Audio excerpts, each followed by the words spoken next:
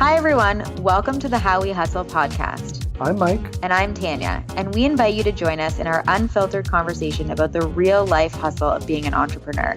For more information about the podcast, check out howwehustlepodcast.com. Make sure to follow us on Instagram at How We Hustle Podcast, where you'll get notable quotes from our episodes and updates on live new episodes. So head over to Instagram and follow us at How We Hustle Podcast. All right. So on today's episode, we are going to talk about having an automated business and some of the unseen or unspoken effects of having an automated business.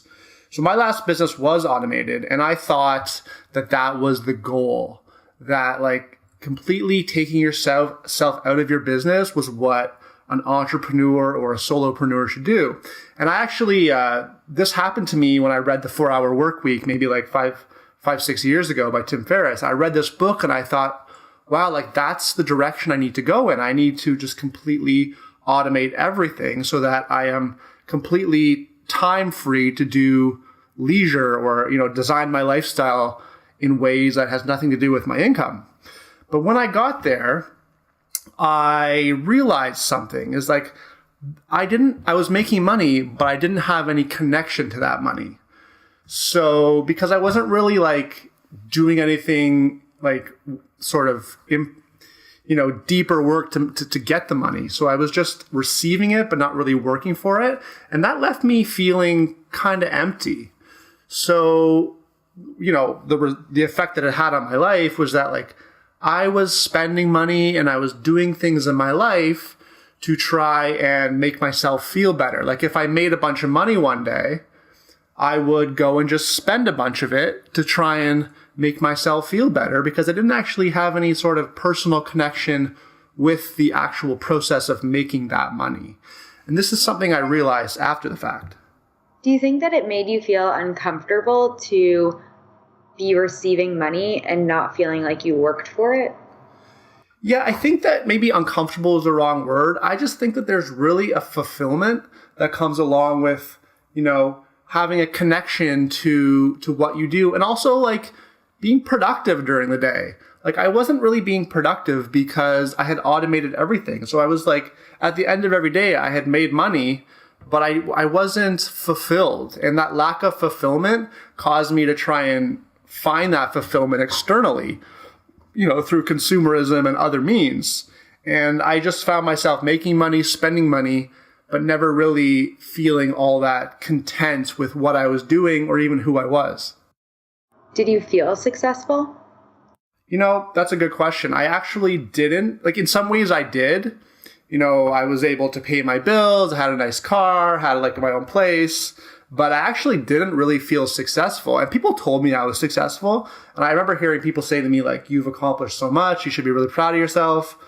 Because I had this business that I was running, but deep down inside, like in my soul, if you will, I didn't really feel successful because I wasn't connected to what I was doing. And I wasn't really helping anyone in, my business didn't really have social value in a lot of ways. Sure, I was serving, clients that were paying and I was solving their problem, but I didn't feel like I was really, adding social value to the world in ways that I maybe could have otherwise been doing. Mm-hmm. I feel like that's also what ended up being the thing that made me look elsewhere for like how I found coaching, because I feel like I was really good at my job when I was in my 9-to-5 job. And, I was good at it. I thought it was really fun.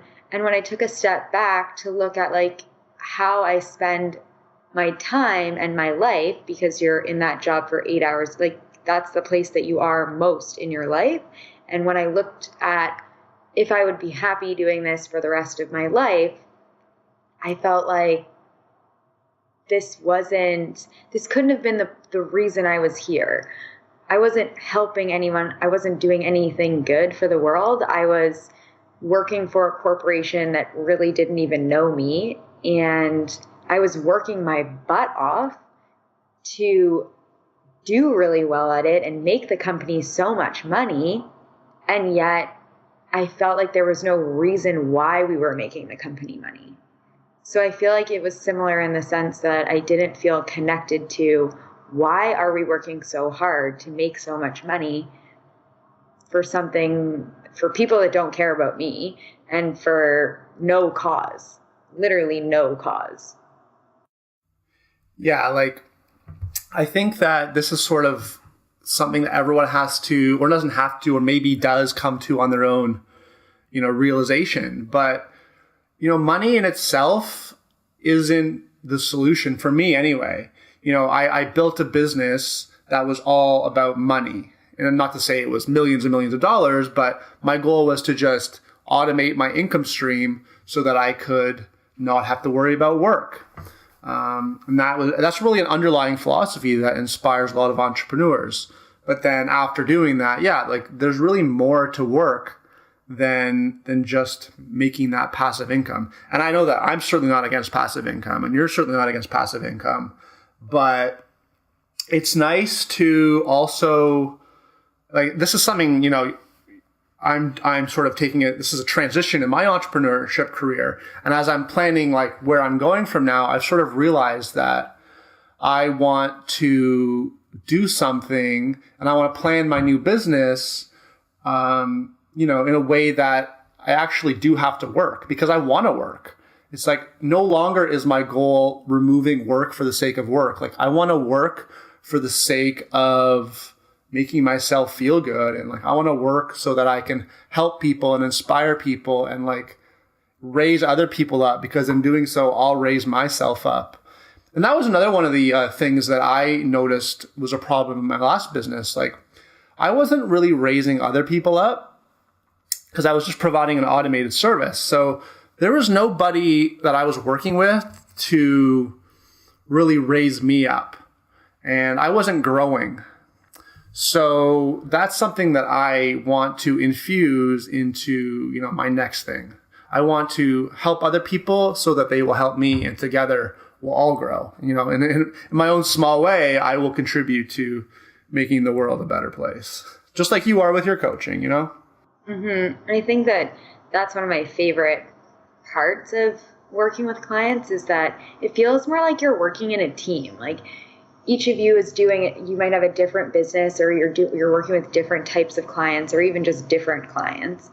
And really, we're all working for the same goal, is for people to live a happy, healthy, enjoyable life, and to not be stuck in situations, negative situations, or even when you are in a situation, like you can change your perspective. So helping people realize that they can find happiness within themselves wherever and whatever their situation is. Like you can find joy in the moment in most situations, and helping people shift into a happier life.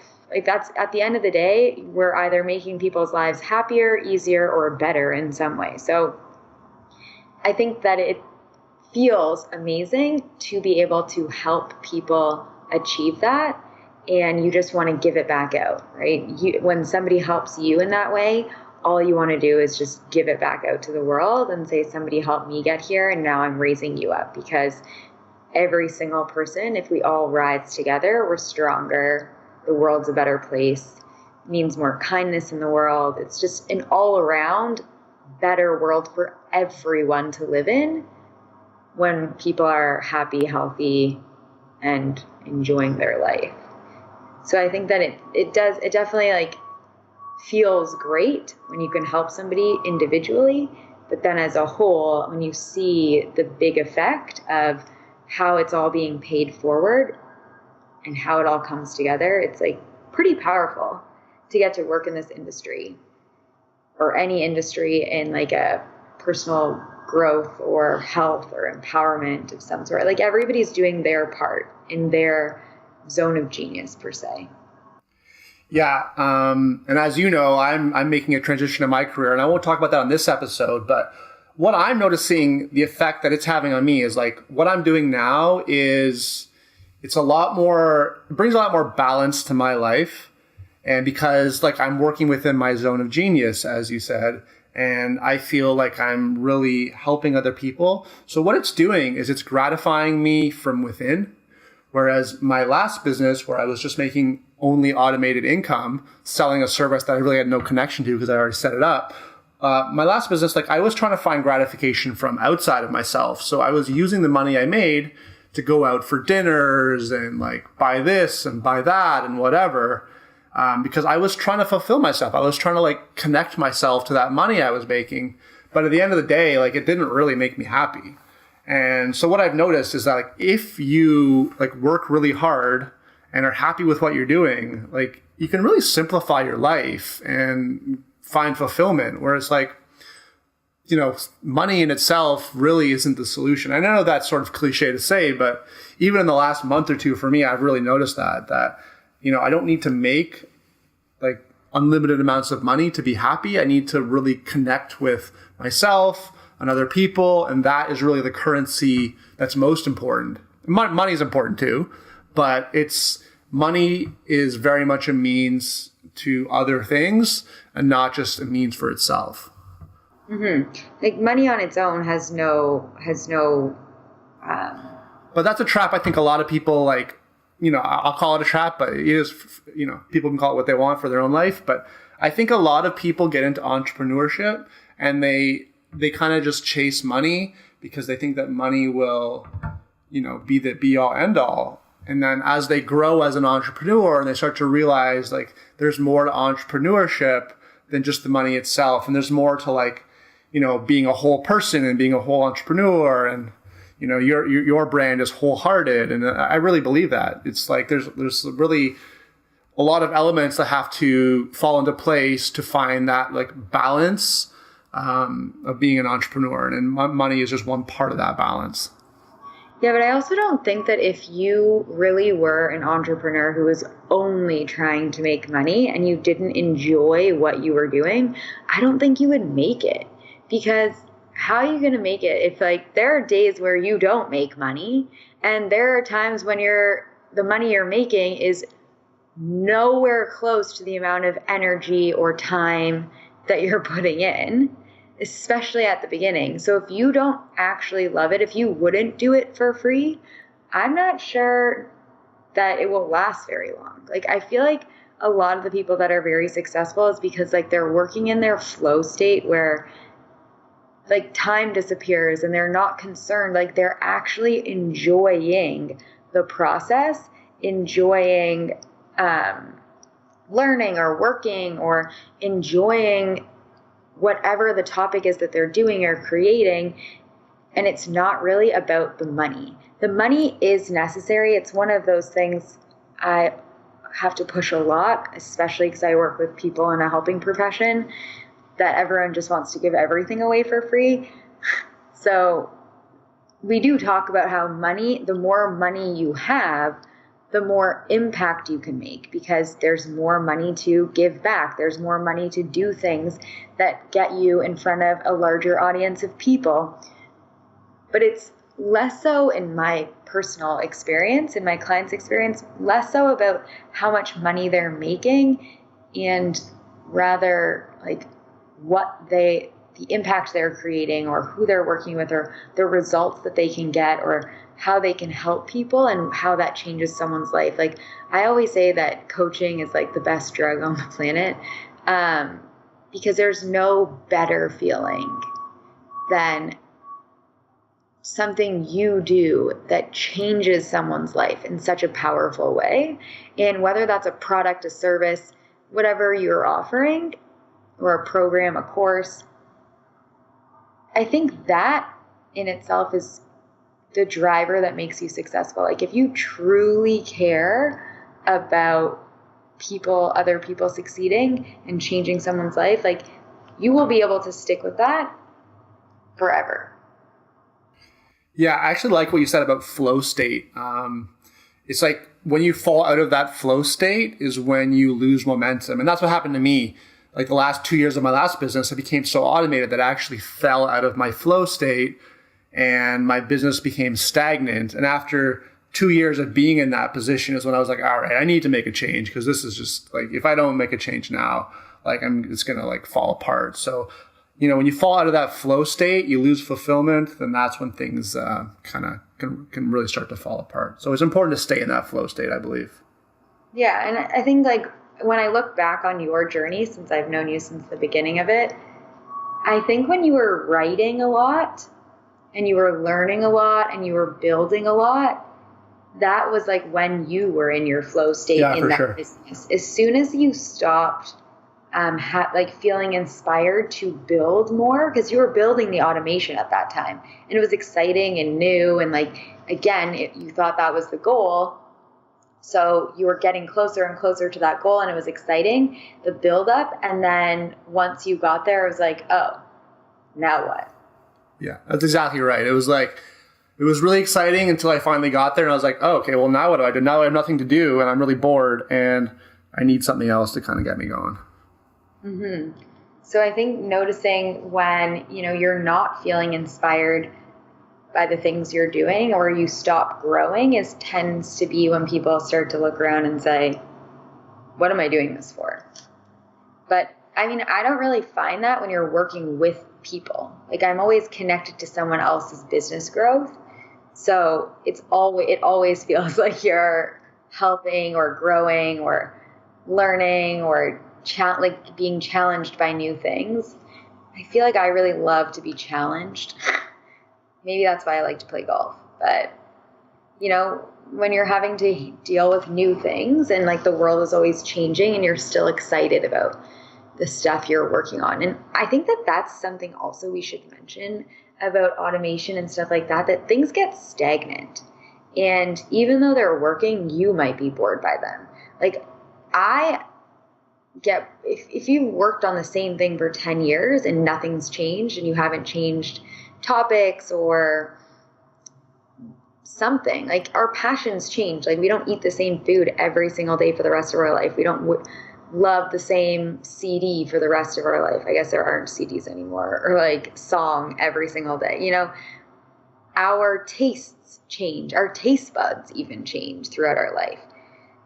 So as long as you're continuing to reinvent, recreate, grow, learn, be inspired, and when I say inspired, like have connecting inside of you rather than from outside of what you feel drawn to, what you are passionate about, and then using that to guide you in where you and your business should go. Yeah, I totally agree with that. As long as you're always growing, then things will always be exciting. But once you kind of just get stagnant, then that's when you can really lose momentum and fall out of that flow state and, lose your fulfillment and happiness in what you're doing.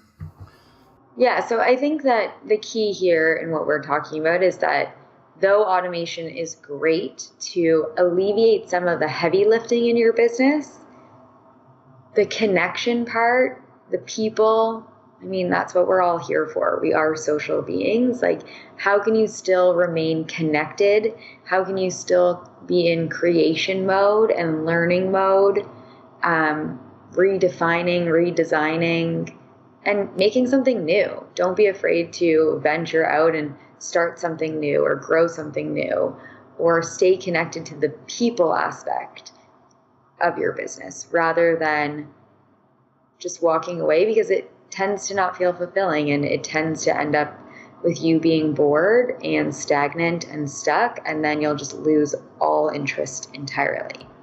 And that's a good lead into our next episode, where we'll be talking about the opposite end of the spectrum, me, where I'm feeling quite resistant to adding in more automation than I have in my business right now.